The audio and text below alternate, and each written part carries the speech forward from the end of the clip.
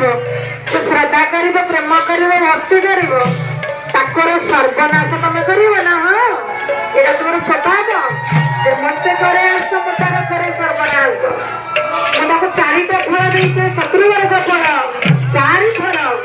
ଅର୍ଜୁନ ତା ଭକ୍ତକୁ ମୁଁ ଚତୁର୍ମାର୍ଗ ଫଳ ପ୍ରଦାନ କରେ। ପ୍ରଥମ ଫଳ ଯେ ମତେ ଅନୁଗ୍ରହ କରେ ସର୍ବ ସମ୍ପତ୍ତି ତାର ହରେ। ମତେ ଯିଏ ଭଲ ପାଏ ତା ସମ୍ପତ୍ତିକୁ ମୁଁ ହରଣ କରି ନେଇଯାଏ। ସେଟା 2 ନମ୍ବର ଫଳ ନା ତାର ଯେତେ ବନ୍ଧୁ ପରିବାର ସବୁ ଥିବେ ସମସ୍ତଙ୍କୁ ମୁଁ କଣ କରିବି ନା ବିଚ୍ଛେଦ କରିଦେବି ତାଠାରୁ ଅଲଗା କରିଦେବି ବିଚ୍ଛେଦ କରିଦେବି। କହିଲେ 3 ନମ୍ବର ଫଳ ନା ସଦା ସର୍ବଦା ମୁଁ ତାକୁ ଦୁଃଖ ଦେବି ଆଉ ଦୁଃଖ। ଅର୍ଜୁନ କହିଲେ ପ୍ରଭୁ ତମକୁ ଭଲ ପାଇବାର ମାନେ କଣ ହଉଛି ଏଇଆ?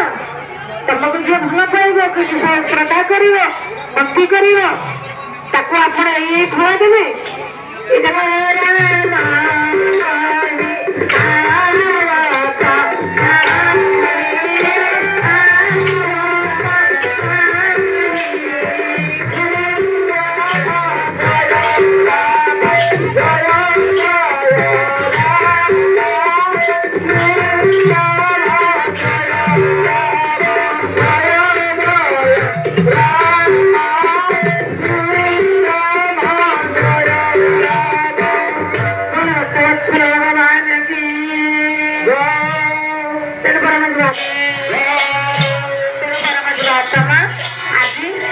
ହନୁମନ୍ତ ମହାରାଜ ଯାଉଛନ୍ତି ସୀତାଙ୍କର ଠାବ କରିବା ପାଇଁ।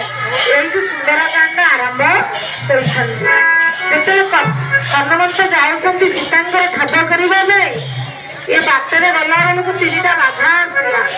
ଆପଣ ଯେତେବେଳେ ଯିବେ ଭଗବାନ ଭୋଗ ନେବେ ତାପରେ ଯିବେ। ତେଣୁ ଆଜି ଯେତେବେଳେ ମହିଳାଙ୍କୁ ଉଠିକିରି ଡାକୁଛନ୍ତି କଲେ ପବନ ନନ୍ଦନ ତମେ ଆସ ଉପରେ ଟିକେ ବସ ଟିକେ ଫଳ ଖାଅ ଟିକେ ବିଶ୍ରାମ ନିଅ ତାପରେ ତମେ ଯିବ ସୀତାଙ୍କର ଠାବ କରିବା ପାଇଁ।